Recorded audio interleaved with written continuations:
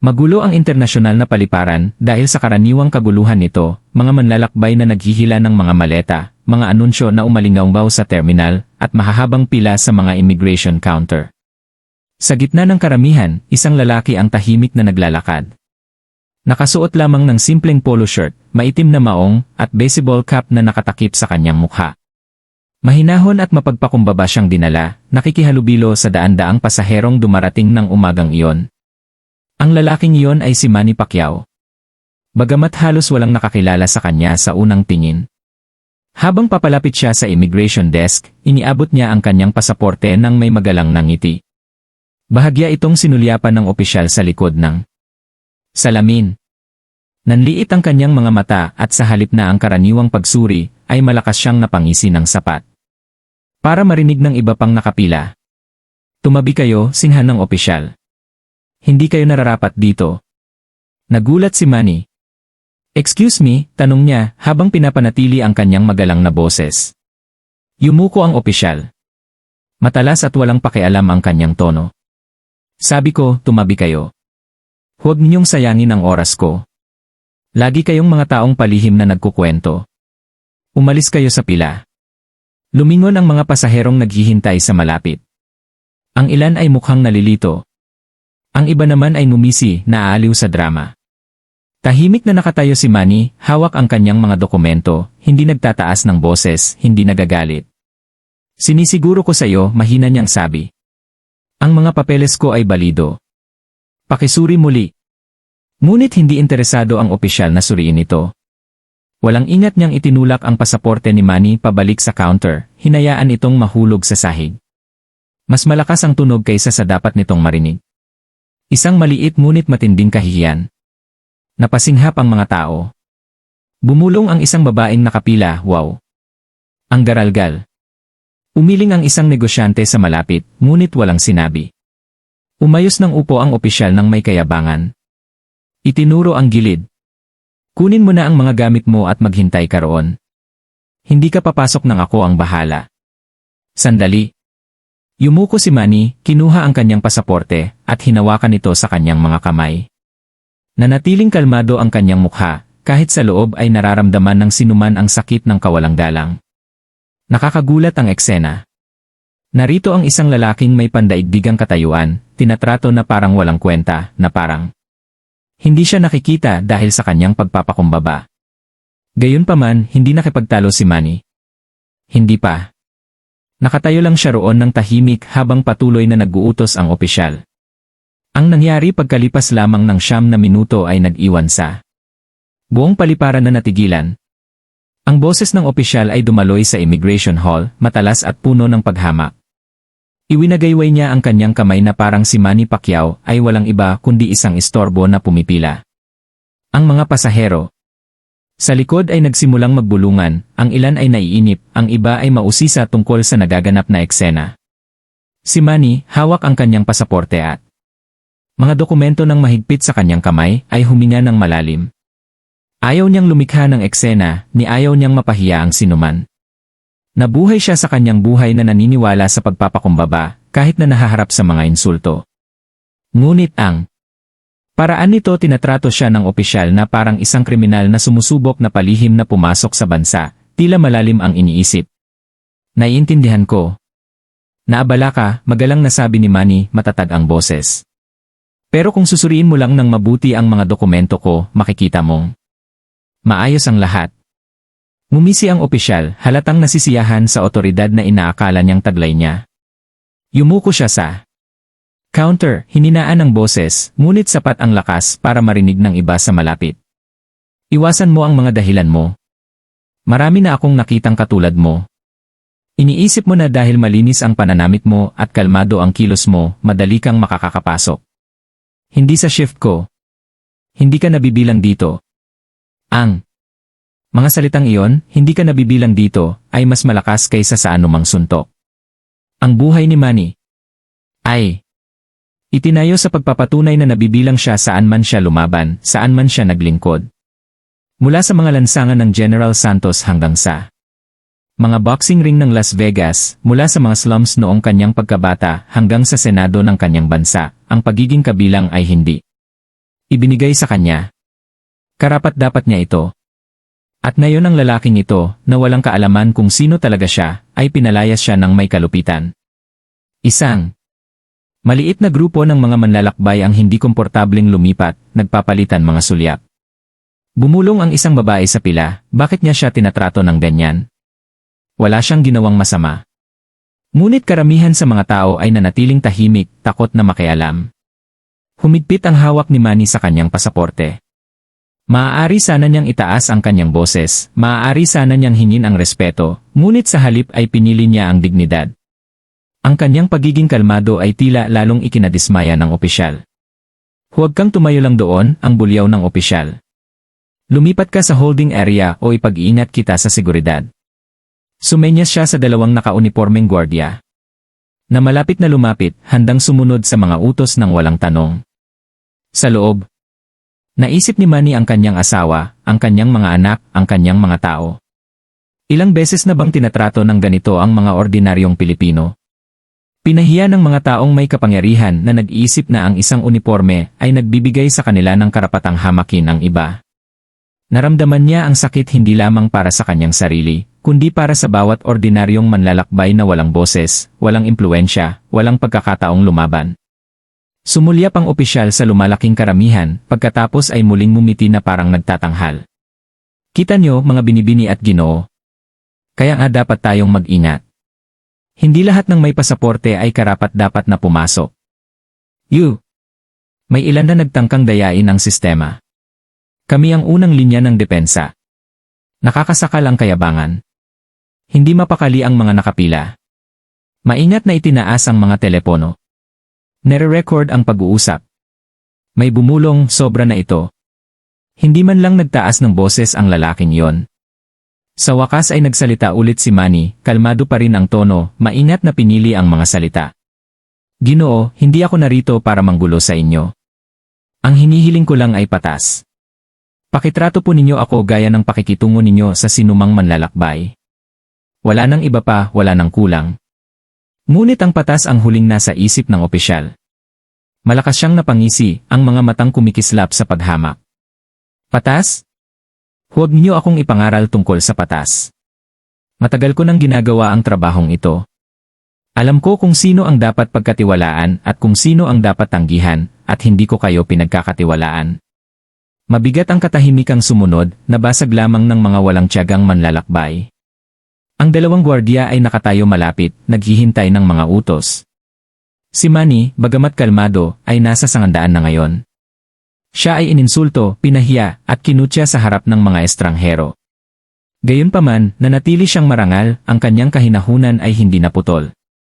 Ang walang nakakaalam ay ang tahimik na pagtitiis na ito, ang katahimikang ito ay hindi kahinaan. Ito ay isang bagyong nagtitipon ng lakas.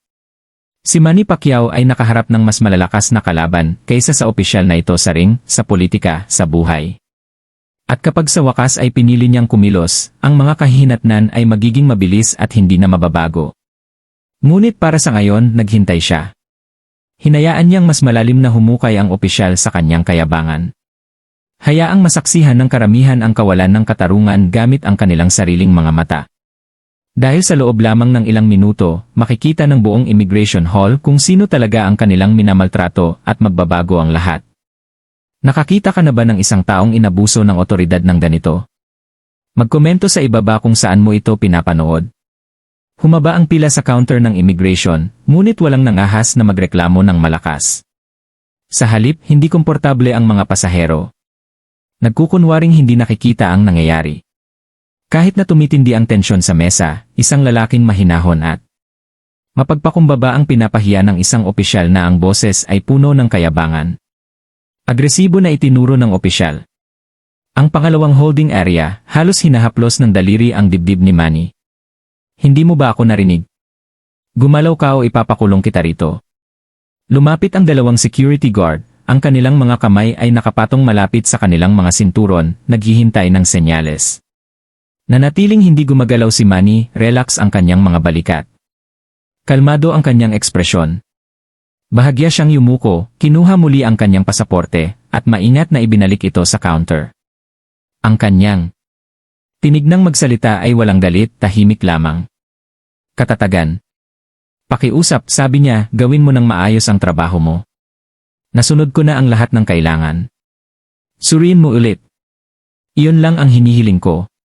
Humagalpak ng tawa ang opisyal. Gawin mo ang trabaho ko. Huwag mo akong sabihan kung paano gawin ang trabaho ko. Sabi ko, hindi ka pa na-clear.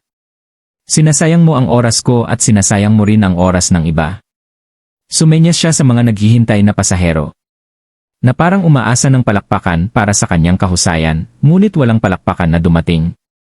Sa halip may mga bulungan, mabababang. Bulungan na umalingaw sa pila. Bakit niya siya tinatrato ng ganyan, bulong ng isang babae habang hawak ang kanyang handbag. Mukha siyang magalang.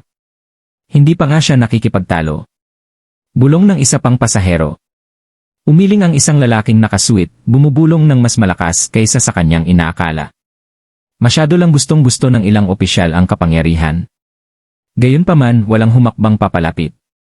Ang mga naroon ay naging tahimik na hukom, ang ilan ay nakikiramay, ang ilan ay nagdududa. Isang dalaga ang yumuko sa kanyang kaibigan at bumulong, siguro may ginawa talaga siyang mali. Hindi kikilos ng ganito ang opisyal ng walang dahilan. Ang bulong na iyon ay nakasakit ng malalim, hindi dahil narinig ito ni Manny, kundi dahil inuulit nito ang tinitiis ng hindi mabilang na ordinaryong tao kapag minamaltrato ng otoridad. Kadalasan, inaamin ng publiko na nagkasala kapag may sinisigawan ng isang uniforme. Kadalasan, ang katahimikan ay nagbibigay daan sa kawalan ng katarungan. Nanatiling. Hindi gumagalaw si Manny. Ang kanyang katahimikan ay isang kapansin-pansing kaibahan sa tumitinding galit ng opisyal. Hinampas ng opisyal ang isang stamp pad sa counter na nagpagulat sa mga manlalakbay. Sa tingin mo ba ay espesyal ka? Sa tingin mo ba ay inosente ka kapag nakatayo ka ng tahimik? Naaamoy ko ang mga sinungaling mula sa 1 milya ang layo. At ikaw? Hindi ka nabibilang dito. Ang pariralang hindi ka nabibilang dito. Bahagyang humigpit ang kapit ni Manny sa kanyang pasaporte, ngunit ang kanyang hindi natitinag ang mukha. Ang kanyang katahimikan ngayon ay mas makapangyarihan kaysa sa anumang salita. Kinabahan ng opisyal na tila desperado na sa isang reaksyon para sa isang pagsabog na maaari niyang gamitin bilang katwiran. Ngunit tumanggi si Manny na bigyan siya ng kasiyahang iyon. Ang mga pasahero ay nagsimulang palihim na iangat ang kanilang mga telepono, nire-record ang komprontasyon. Bahagyang kumikinang ang mga screen habang kumakalat ang eksena sa maraming lente. Napansin ng opisyal, ngunit wala siyang pakialam. Sa kanyang isipan, hindi siya mahahawakan. Ang kanyang kayabangan ay lumalago sa bawat segundong lumilipas. Isang matandang lalaki sa pila ang bumulong, ang opisyal na yon, sumusobra na siya. Isa pang babae ang sumagot ng mahina, ginagawa lang niya ang kanyang trabaho. Siguro nararapat lang sa lalaki yon. Ang pagkakahati sa karamihan ay ramdam. Paghatol, kawalang bahala, simpatsya na lahat ay nagbabanggaan sa katahimikan. Samantala, ang mga gwardiya ay nagbago ng kanilang timbang, sumusulyap sa isa't isa ng walang katiyakan. Kahit sila, tila hindi mapakali sa tono ng opisyal, bagaman ang katapatan ay nagpanatili sa kanila sa kanyang tabi. Sa wakas ay nagsalita muli si Manny, ang kanyang mga salita ay sinadya, ang kanyang boses ay kalmado, ngunit matatag. Ang paggalang ay hindi dapat maging opsyonal, malumanay niyang sabi. Ang bawat manlalakbay ay karapat-dapat sa dignidad. Hindi mo ako kilala, at hindi ko hinihiling sayo, ngunit hinihiling ko sayo na tratuhin mo ako ng patas, ang opisyal ay umikot ng kanyang mga mata ng sapat na malakas para marinig ng lahat. Itabi ang mga talumpati para sa isang taong nagmamalasakit. Hindi ka espesyal. Isa ka lang talagang problema. Nakakasakal ang sumunod na katahimikan. Hindi komportableng lumipat ang mga tao, ang ilan ay umiiwas sa eye contact. Ang iba ay nakatitig ng diretsyo, ang kanilang mga telepono ay nagre-record pa rin. Parang pinipigilan ng buong bulwagan ang paghinga, naghihintay ng kung ano para basagin ang tensyon. At pagkatapos ay nangyari ito. Isang maliit na boses mula sa likurang bahagi ng pila ang pumutol sa hangin. Teka, hindi ba si Manny Pacquiao yan? Lumingon ang mga ulo, bulong ang umalingaw sa pila. Isang lalaki ang naglabas ng litrato sa kanyang telepono, inihambing ito sa lalaki sa counter. Hindi maikakaila ang pagkakahawig. Lumakas ang mga bulong. Siya yan. Siya talaga yan. Si Manny Pacquiao. Ang senador, ang kampiyon sa boxing. Kumulot ang noo ng opisyal, naiinis sa ingay, ngunit hindi pa rin niya namalayan ang laki ng pagkakamaling nagawa niya. Ikinumpas niya ang kanyang kamay ng may pagmamaliit sa mga tao. Wala akong pakialam kung sino sa tingin niya ang kanyang pagkatao. Hindi siya labag sa batas. Hindi siya dadaan dito. Ngunit alam ng mga tao na kumakalat ang pagkilala na parang apoy. Ang parehong taong nag-angat sa kanyang bansa mula sa kahirapan, na nagbigay ng milyon-milyong pag-asa sa pamamagitan ng kanyang mga kamao at ang kanyang serbisyo ay nakatayo. Nang may pagpapakumbaba, tinitiis ang mga insulto ng walang paghihiganti. Ang mga bulong ay naging mahinang dagundong ng galit. Ang mga tao ay nagsimulang magbulungan ng mas malakas. Paano niya nakakausap si Manny Pacquiao ng ganoon? Hindi ito kapanipaniwala. Ngunit hindi pa rin. Nagtaas ng boses si Manny. Tahimik siyang nakatayo, hawak ang pasaporte, habang ang opisyal, na bulag sa katotohanan, ay nagpatuloy sa kanyang pagtataray. Nakahanda na ang entablado. Hindi mapakali ang mga tao. Masyado nang nasa kanyang kayabangan ng opisyal para bumalik. At si Manny Pacquiao, kalmado, mahinahon, at hindi natitinag. Ay ilang minuto na lang bago ibunyag kung sino talaga siya. Walang ideya ang opisyal. Na ang lalaking kanyang kinutya ay malapit nang magkaroon ng kapangyarihang magdesisyon sa kanyang kapalaran. Ang mga bulong ay lalong lumalakas ngayon, kumakalat na parang isang kislap sa tuyong damo. Itinaas ng mga pasahero ang kanilang mga leeg, ang mga mata ay palipat-lipat sa pagitan ng kanilang mga telepono at ang lalaking nakatayo. Nang tahimik sa counter. Hindi maikakaila ang pagkakahawig, ngunit nanatili pa rin ang kawalan ng paniniwala. Maaari ba talagang siya ito? Maaari. Na ang tahimik na lalaking nagtitiis ng kahihiyang ito ay tunay na si Manny Pacquiao. Ang opisyal. Parin walang kamalay-malay sa lumalakas na bagyo sa paligid niya, inihampas ang kanyang palad sa counter. Tama na ang pagtayo rito. Lumipat ka na sa holding area o harapin ang detention. Matalas ang kanyang boses, parang latigo sa hangin. Nasiyahan siya sa otoridad. Bulag sa katotohanang ang mismong lupa sa ilalim niya ay malapit ng gumalaw. Nanatiling kalmado si Manny. Ang kanyang pasaporte ay muling nakapatong sa counter, matatag ang kanyang mga kamay, tuwid ang kanyang tindig. Hindi niya itinaas ang kanyang boses, ni hindi siya nakipagtalo. Sa halip, dumukot siya sa kanyang bulsa, kumuha ng telepono, at tahimik na nagtap ng isang mensahe. Banayad ang kanyang mga galaw. Halos hindi nakikita, ngunit napansin ng ilan sa malapit. Lumalim ang kuryosidad ng karamihan. Ano ang ginagawa niya? Sino ang kinokontak niya? Nagtatago ba ang mapagkumbabang manlalakbay na ito nang higit pa sa inaasahan ng sinuman? Ngumisi ang opisyal na mali ang pagkakaintindi sa ginawa. Humihingi ng tulong. Sige, tawagan mo ang iyong mga kaibigan. Tawagan ang iyong abogado. Walang magbabago. Hindi ka papasok dito nang walang pahintulot ko. Sumandal siya sa kanyang upuan, may kayabangan sa kanyang mukha, kumbinsido na nanalo na siya. Ngunit hindi sumagot si Manny. Ibinabalang niya. Ang kanyang telepono ang counter, nakayuko ang screen, at pinagsalikop ang mga kamay. Nakakabahala ang kanyang katahimikan. Samantala, ang mga bulungan ay nauwi sa mga usapan. Isang lalaking nasa katanghaliang gulang malapit sa likuran ng linya ang nagpakita ng kanyang telepono sa iba. Sa screen ay isang larawan ni Manny na nakasuot ng suit na nagsasalita sa isang kaganapan sa Senado. Siya nga yan. Sumusumpa ko na siya nga yan, sabi ng lalaki. Dagdag ng isa pang manlalakbay. Tingnan mo ang mga kamay niya. Mga kamay iyon ng isang mandirigma. Nakita ko na ang mga yan dati. Kumalat ang pagkilala na lumilikha ng pananabik. Gayunpaman, nanatiling matigas ang ulo ng opisyal, binabaliwala ang ingay sa paligid niya. Anong problema sa inyong lahat? Huwag kayong magpaloko sa mga panlabas na anyo. Walang espesyal ang lalaking ito. Gayunpaman, walang sinabi si Manny.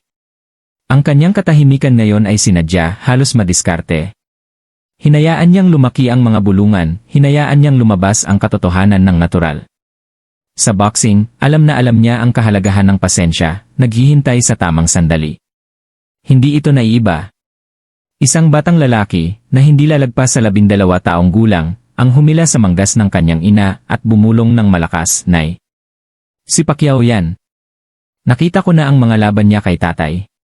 Mabilis siyang pinatahimik ng ina, ngunit nanlaki ang kanyang mga mata habang mas pinag-aralan niya ang mukha ni Manny. Hindi na matiis ang tensyon sa bulwagan. Hayagan ang nire-record ng mga telepono. Kinukunan ng mga kamera ang bawat pagngisi ng opisyal, bawat arogante niyang kilos. May ilang pasaherong nag-livestream at ibinobroadcast ang nagaganap na drama sa mundo sa labas ng paliparan. Sa wakas ay itinaas ni Manny ang kanyang tingin, nagtama ang mga mata ng opisyal. Ang kanyang boses ay matatag, kalmado, ngunit may dalang bigat na nagpaangat sa karamihan. "Kilala mo ba kung sino ako?" Natatawang tumawa ang opisyal. "Siyempre. Hindi at wala akong pakialam. Maaari kang maging hari ng mundo at ipapadala pa rin kita sa holding area. Ang salita ko ay pinal dito." Ang kayabangan ay halos masakit panoorin. Napasinghap ang karamihan, ang ilan ay umiling sa hindi makapaniwala. Paano? Nakakaramdam ng bulag ang isang tao, labis na nalasing sa kapangyarihan na hindi niya makilala ang mismong lalaking nakatayo sa harap niya. Noon lamang naputol ang tensyon. Mula sa kabilang panig ng bulwagan, isang senior immigration officer ang sumugod patungo sa desk. Maayos ang pagkakaayos ng kanyang uniforme, mabilis ang kanyang paghakbang. Nakita niya ang live feed na kumakalat na online. Nakatanggap siya ng mga tawag sa mga huling minuto na nagpabilis ng tibok ng kanyang puso.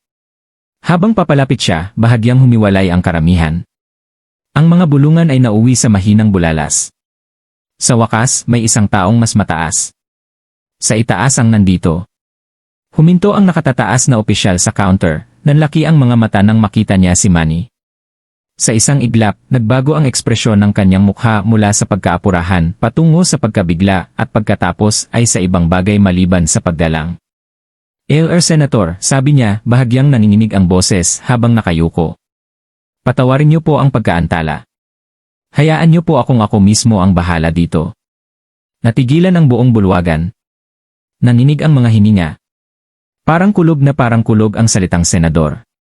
Nakuha ng mga telepono ang bawat segundo, bawat reaksyon.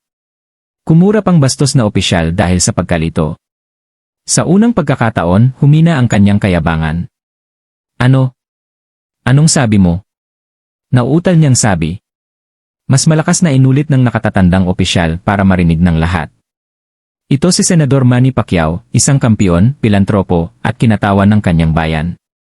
Sumabog ang mga tao. Ang ilan ay marahang pumalakpak, ang iba ay nakatitig lamang. Sa pagkamangha. Sa wakas ay nabasag na ng katotohanan ang hamog ng kayabangan. Nawala ng kulay ang mukha ng opisyal. Nawala ang kanyang dating kumpiyansa, napalitan ng nakikitang takot. Kinukutya, ininsulto, at pinahiya niya hindi lamang ang isang manlalakbay, kundi isang pambansang bayani, isang lalaking iginagalang sa buong mundo. Si Manny, nakalmado pa rin, ay walang sinabi. Kinuha lang niya ang kanyang pasaporte mula sa counter at naghintay. Ang kanyang katahimikan ay mas makapangyarihan kaysa sa anumang komprontasyon. Ang pananabik na yon ay nakabitin sa hangin. Ang kapalaran ng opisyal ay nasilyuhan na kahit hindi niya alam pa rin. At alam ng mga pasahero ang kanilang mga telepono na nagre-record pa rin na nasaksihan nila ang simula ng isang kwento nakakalat ng lampas sa mga pader ng paliparang iyon. Ngunit ang tunay na tugon ni Manny ay hindi lamang tungkol sa kanyang sarili. Ito ay tungkol sa bawat manlalakbay na napahiya ng ganito. Ang Immigration Hall ay naging isang entablado. Itinaas ang mga telepono, kumikislap ang mga kamera, ang mga tao ay nagbubulungan sa mga bulungan at hindi makapaniwala. Ang bastos na opisyal ay nakatayong natigilan, ang kanyang dating katapangan ay natutunaw na parang buhangin sa alon.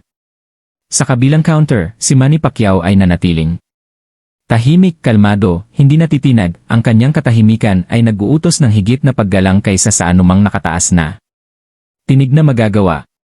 Yumuko muli ang senior officer, nagsalita ng may pagmamadali. Senador Pacquiao, lubos akong humihingi ng paumanhin para sa pagtrato na ito. Mangyaring hayaan mo akong ihatid ka agad. Ito ay hindi katanggap-tanggap. Hindi humakbang pasulong si Manny. Sa halip, itinaas niya ang kanyang tingin upang salubungin ang mga mata ng senior officer pagkatapos. Ibinalik ang kanyang atensyon sa lalaking nagpahiya sa kanya ilang sandali lamang. Natahimik ang buong hall, naghihintay. Tatanggapin ba niya ang paghingi ng tawad at magpapatuloy o magsasalita ba siya? Nang sa wakas ay binuksan ni Manny ang kanyang bibig, ang kanyang boses ay kalmado. Sinadya at may bigat na nagpapatuwid sa bawat tagapakinig sa kanilang upuan. Ang respeto, mahina niyang panimula ay hindi isang bagay na ibinibigay mo lamang kapag kilala mo kung sino ang isang tao. Ang respeto ay dapat ibigay sa bawat manlalakbay, bawat tao. Anuman ang katayuan o katanyagan. Kinakabahang umuumbok ang lalamunan ng opisyal habang tumatagos sa hangin ang mga salita ni Manny. Nagpatuloy si Manny, ang kanyang boses ay matatag ngunit mas malakas na ngayon, bumubuo ng momentum tulad ng isang mandirigma na naglalakad patungo sa kanyang huling round. Nakatayo ako. Dito ng tahimik, ipinapakita sa iyo ang aking mga dokumento, nakikipag-usap sa iyo ng may paggalang. Ngunit, tinuya mo ako. Sinabi mo sa akin na hindi ako kabilang. Ngunit hindi ako nagsasalita para sa aking sarili ngayon. Nagsasalita ako para sa hindi mabilang na mga kalalakihan at kababaihan na dumadaan sa mga bulwagan na ito araw-araw. Mga ordinaryong tao na walang mga kamera. Walang impluensya, walang kapangyarihan. Ilan sa kanila ang nagdusa sa sinubukan mong gawin sa akin. Umalinggaw ang mga bulong. Sa karamihan, tumango ang ilan. Ang iba ay bumulong ng mga salita ng pagsang-ayon. Ang katotohanan sa pahayag ni Manny ay hindi maikakaila. Nauutal na sabi ng opisyal. Ginagawa ko lang ang aking tungkulin. Tungkulin? Pinutol ni Manny ng matalas, bagaman. Hindi kailanman nawala ng kontrol ang kanyang tono. Ang iyong tungkulin ay itaguyod ang batas ng may katarungan. Ang iyong tungkulin ay maglingkod ng may dignidad, hindi abusuhin ang iyong otoridad. Kapag sinabi mo sa isang tao na hindi sila kabilang. Kapag pinahiya mo sila sa harap ng mga estranghero, nabibigo ka sa iyong tungkulin. Ang kanyang mga salita ay parang mga suntok, bawat isa ay mas mabigat kaysa sa huli. Kitang-kita ang pagliit ng opisyal, ang kanyang kayabangan ay tuluyang nabura. Ibinuka niya ang kanyang bibig upang magsalita, ngunit walang nakitang salita. Ang nakatataas na tanggapan. Sinubukan ni Effie na makialam, mabilis na nagsalita. Yew! Senador, pakiusap, agad na maitatama ang sitwasyon. Sisiguraduhin kong magkakaroon ng aksyong pandisiplina. Ngunit itinaas ni Manny ang isang kamay, marahang pinatahimik siya. Inilibot niya ang kanyang mga mata sa buong bulwagan, hindi lamang ang mga opisyal, kundi pati na rin ang mga pasaherong nanonood, ang mga kamerang nagre-record, ang mundong malapit nang maganap ito online. Hindi ito tungkol sa akin, matatag niyang sabi. Isa akong lingkod bayan. Isa akong mandirigma. Kaya kong tiisin ang mga insulto, ngunit hindi ako tatabi habang ang mga ordinaryong mamamayan ay nagdurusa rin. Bawat tao ay karapat-dapat sa dignidad. Bawat tao ay karapat-dapat sa katarungan. Mayaman man o mahirap, sikat o hindi kilala, lahat sila ay karapat-dapat sa paggalang. Pumalakpak ang bulwagan. Nagpalakpakan ang mga pasahero, mahinang naghihiyawan, ang ilan ay pinupunasan pa ang mga luha. Ang dalawang gwardiya, na handang sumabay kay Manny kanina, ay hindi komportableng gumalaw, ibinababa ang kanilang mga mata, nahihiya sa kanilang katahimikan. Ang bastos na opisyal na ngayon ay maputla at nanginginig ay bumulong, hindi ko alam. Hindi ko alam kung sino ka. Mabilis ang tugon ni Manny, parang kidlat ang mga salita niya. Iyan ang problema. Alam mo lang kung kailan mo alam. Pero ang respeto ay hindi dapat nakadepende sa pagkilala. Ang respeto ay karapatang pantao. Nakunan ng mga kamera ang bawat segundo, ang kanyang kalmadong tindig, ang kanyang matatag na titig, ang kanyang makapangyarihang mga salita. Para sa marami sa bulwagang iyon, hindi ito parang komprontasyon sa paliparan, kundi parang isang masterclass sa pagpapakumbaba at pamumuno. Nang mapagtanto ng nakatatandang opisyal ang bigat ng sitwasyon, tumango ng seryoso. Senador, tama ka. Sa ngalan ng departamentong ito, ako ang may buong responsibilidad. Nakakahiya ang pag-ugaling ito. Sisiguraduhin kong matutugunan ito agad. Pero hindi pa tapos si Manny. Ang mga sumunod niyang salita ay lubos na nagpabago sa takbo ng sitwasyon na nagpakilabot sa lahat ng naroroon. Hindi lang ang sarili niya ang kinakatawan ng lalaking ito ngayon. Kinakatawan niya ang sistema. Kung hahayaan ko itong lumipas ng tahimik, anong mensahe ang ipapadala nito? Ang otoridad na iyon ang nagbibigay ng karapatang magwalang galang. Na pinoprotektahan ng mga uniforme ang kayabangan. Dito natatapos ang lahat. Halos manlambot ang mga tuhod ng opisyal. Alam niyang naselyuhan na ang kanyang kapalaran. Pinahiya niya. Ang maling tao sa harap ng maling karamihan sa maling oras. Ang mga tao na naramdaman ang sandali ay nagsimulang umawit. Nang mahina, respeto, respeto, respeto. Ang salita ay umalingaw sa buong bulwagan, lalong lumalakas, pinalakas ng emosyon. Nanginginig ang mga telepono habang sinusubukang kunan ng larawan ng mga tao ang eksena, sumasali ang kanilang mga boses. Gayunpaman, hindi natuwa si Manny. Hindi siya umiti, hindi nagngisi. Tumayo siya ng may tahimik na dignidad ng isang lalaking napahiya, ngunit pinili niyang umangat, hindi para sa paghihiganti, kundi para sa hustisya. Sa wakas, bahagyang umatras siya. Binigay ang huling tingin sa nanginginig na opisyal. Hindi ko itataas ang aking kamay laban sa iyo. Hindi kita insultuhin pabalik. Ngunit sisiguraduhin kong hindi na ito mangyayari muli. Hindi sa akin, hindi sa sinumang manlalakbay. Muling tumahimik ang bulwagan. Mabigat, hindi maikakaila, at hindi malilimutan ang mga salita ni Manny. Sa sandaling iyon, tuluyang nagbago ang balanse ng kapangyarihan. Wala nang kontrol ang opisyal. Si Manny Pacquiao, na walang iba kundi mahinahong mga salita at di matitinag na dignidad ay sinakop ang buong silid. At di nagtagal ay nasa kanyang sulok ang buong mundo. At pagkatapos ay nangyari ang hindi ka panipaniwala. Mabilis na dumating ang parusa ng opisyal at nasaksihan ng buong bulwagan ang isang napakalakas na pagbabago na naiwan ang lahat na natigilan. Ang bulwagan ng imigrasyon ay hindi na lamang isang checkpoint. Ito ay naging isang korte, isang teatro, at isang larangan ng digmaan ng dignidad. Dose-dosenang mga pasahero ang nakataas ang kanilang mga telepono. Nare-record ang bawat segundo. Sa ngayon, ang mga live stream ay kumalat na sa labas ng paliparan. Sa labas, umuugong ang social media, ang mga hashtag ay nag-aalab sa galit at suporta. Ang nakatatandang opisyal na pinagpapawisan sa ilalim ng titig ng karamihan ay lumingon sa kanyang kasamahan, ang lalaking nangahas na ipahiya si Manny Pacquiao. Sumusobra ka na, mahigpit niyang sabi. Tumabi ka. Epektibo ka agad. Ang iyong suspinde habang hinihintay ang investigasyon. Nanlaki ang mga mata ng opisyal sa takot. Sinuspinde para saan? Ginagawa ko ang aking trabaho. Nabasag ang kanyang boses sa desperasyon, ngunit ang paniniwalang minsan niyang taglay ay nawala na. Ang kanyang mga salita ay hindi na tumatak sa otoridad. Ang mga ito ay mga sigaw ng isang lalaking nanonood sa pagkawala ng kanyang kapangyarihan. Hindi natitinag ang nakatatandang opisyal. Kinukutya mo ang isang respetadong senador, isang world champion sa harap ng publiko. Ngunit mas malala pa riyan, hindi mo iginalang ang isang manlalakbay. Hindi. Iyan. Paggawa ng iyong trabaho. Iyan ay pang-aabuso sa kapangyarihan. Bumulong ang karamihan bilang pagsang-ayon. Ang ilan ay pumalakpak ng tahimik, ang iba ay bumulong. Sa wakas, namutla ang mukha ng kahiyahiyang opisyal.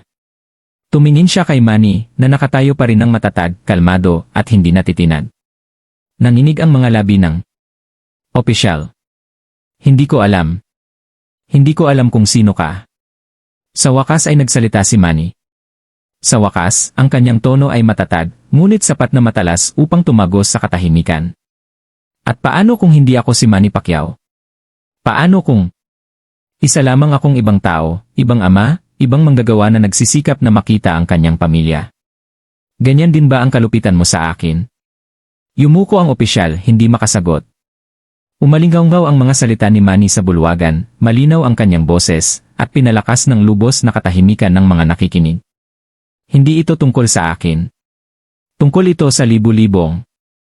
Para sa mga taong dumadaan dito na nahaharap sa parehong kahihiyan, ngunit walang boses, walang kamera, walang grupong magpoprotekta sa kanila. Ang otoridad ay hindi isang sandata. Ito ay isang responsibilidad. Mas malakas na pumalakpak sa pagkakataong ito. Nagkaisa ang mga pasahero sa sandaling iyon at naghiyawan sa kanya. Ang ilan ay sumigaw pa ng pangalan niya, Manny. Manny! Manny! Ang iba naman ay sumigaw, respeto. Nyanig ng alingawngaw ang mga dingding ng bulwagan. Ang nakatataas na opisyal, na ngayon ay halatang nahihiya para sa kanyang departamento, ay yumuko kay Manny. Ginoo, tama po kayo. Ipapaalam ko agad ito. Haharapin niya ang mga kahihinatnan ng kanyang mga ginawa.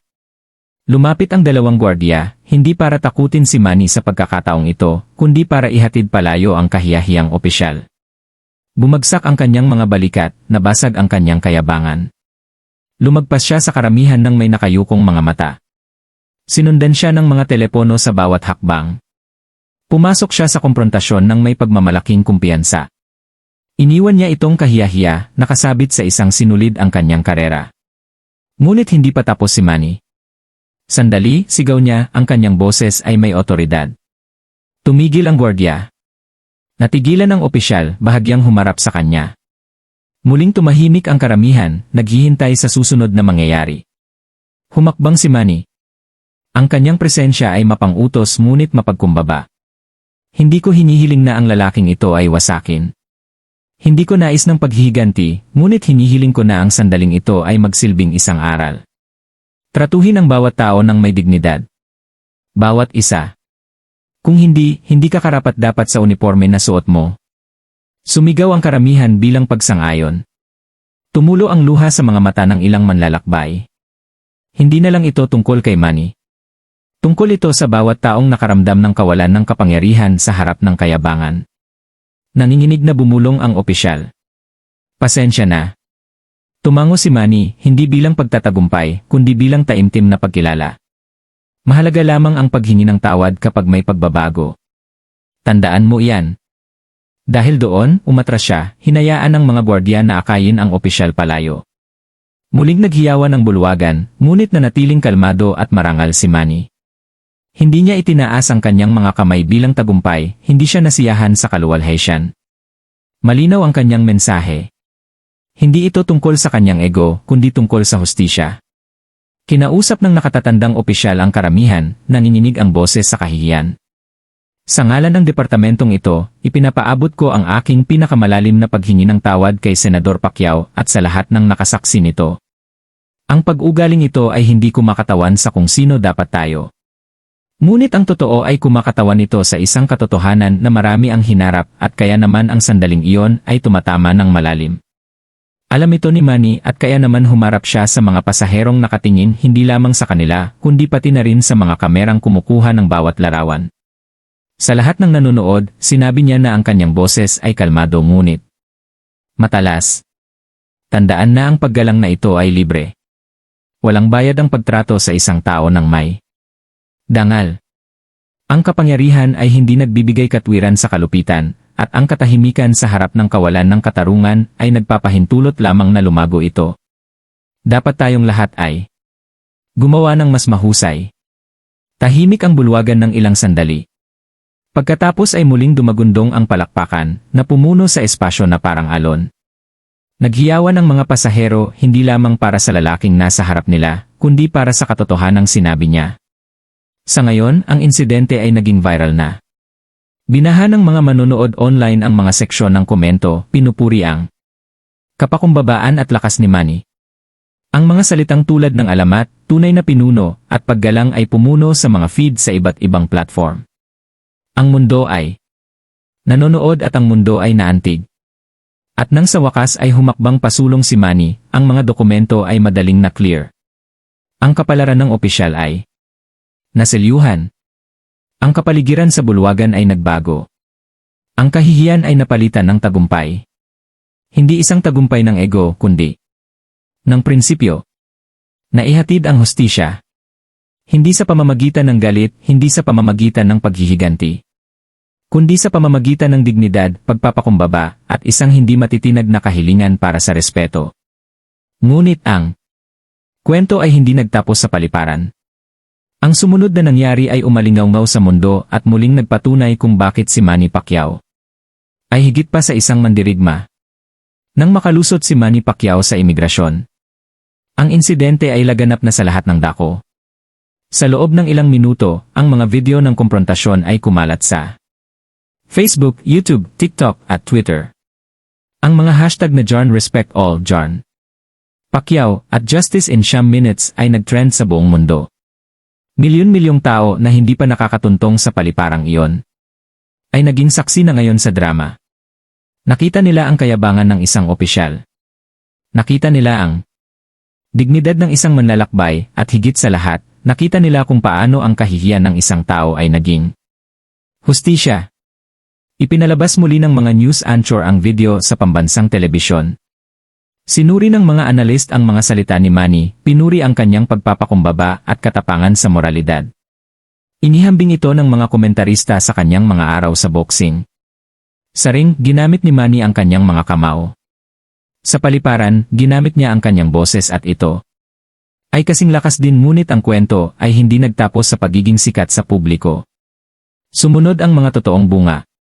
Ang opisyal na nagpahiya kay Manny ay opisyal na sinuspinde, ang kanyang mukha ay kilalang-kilala na ngayon sa social media. Isang panloob na investigasyon ang inilunsad at ang iba pang mga manlalakbay ay naglahad ng kanilang sariling mga kwento ng pagmamaltrato. Ang dating kayabangan ng isang lalaki ay nabunyag bilang bahagi ng isang mas malalim na problema.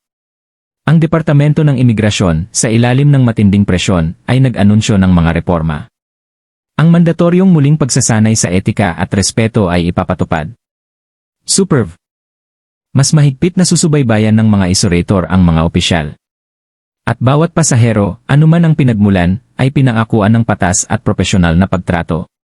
Para sa marami, ang karanasan ni Manny ay naging isang mahalagang punto, isang kislap para sa pagbabago. Gayunpaman, nang tanungin ng mga reporter si Manny tungkol sa kanyang reaksyon, hindi siya nagyabang o nagdiwang. Simple lang ang kanyang mga salita. Hindi ko pinagtanggol ang aking sarili. Pinanindigan ko ang lahat ng walang boses. Ang respeto ay dapat para sa lahat, hindi lamang para sa isang sikat. Ang mga salitang iyon ay mas mabilis na kumalat kaysa sa mismong video. Naging isang sipi ang mga ito na nakalimbag sa mga poster, ibinabahagi bilang mga caption, inuulit sa mga silid-aralan at opisina. Samantala, sinabi ng waitress sa cave sa paliparan sa mga reporter, matagal ko nang pinaglilingkuran ang mga manlalakbay dito. Palagi na lang sinisigawan ng mga opisyal ang mga tao. Ngunit ngayon, nakakita ako ng pag-asa dahil sa wakas ay may nagsalita. Ang batang lalaki na nakakilala kay Manny kanina ay nag-post sa social media. Hindi ko malilimutan kung paano siya nakatayo roon ng napakakalma kahit na ininsulto. Hindi lang siya isang kampiyon sa ring at isa siyang kampiyon sa buhay. Para kay Manny, hindi ito tungkol sa pagmamalaki. Hindi ito tungkol sa pagpapatunay na mali ang opisyal. Ito ay tungkol sa pagtuturo ng aral na kailangan marinig ng mundo. Ang dignidad na iyon ay hindi isang pribilehiyong nakalaan para sa mga sikat o makapangyarihan. Ang dignidad ay isang karapatan. Habang ang kwento ay umabot sa mga pandaigdigang balita, ang mga tao sa buong mundo ay nagsimulang magbahagi ng kanilang sariling mga karanasan ng diskriminasyon at kahihiyan. Ang insidente ay naging higit pa sa isang viral na video. Ito ay naging isang kilusan. At si Manny, umuwi siya sa kanyang pamilya ng gabing iyon na hindi nagbago ng katanyagan, hindi natitinag ng kaguluhan. Sa hapunan, malumanay niyang sinabi sa kanyang mga anak, "Laging tandaan, ang respeto ay hindi isang bagay na hinihingi mo. Ito ay isang bagay na ibinibigay mo at maging sa mga hindi nagbibigay nito pabalik. Ngunit kapag dumating ang kawalan ng katarungan, huwag kang manahimik." Ang kanyang mga anak ay nakinig ng dilat, hinihigop ang aral na mananatili sa kanila habang buhay. Ang komprontasyon sa paliparan ay maglalaho sa paglipas ng panahon, tulad ng madalas na nangyayari sa mga viral na kwento. Ngunit ang Moral at ang mensahe na hindi ko ito gagawin ay nananatili sa bawat taong nanonood, bawat komento na nagbabasa ng respeto, bawat manlalakbay na nakahanap ng lakas ng loob na magsalita sa susunod na pagkakataon na harapin nila ang pagmamaltrato.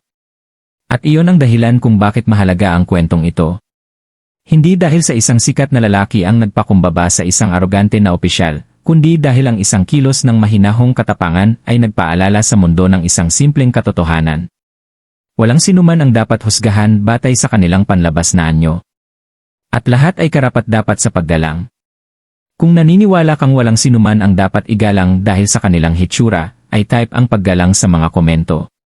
At huwag kalimutang mag-subscribe para sa mas makapangyarihang mga kwento tulad nito.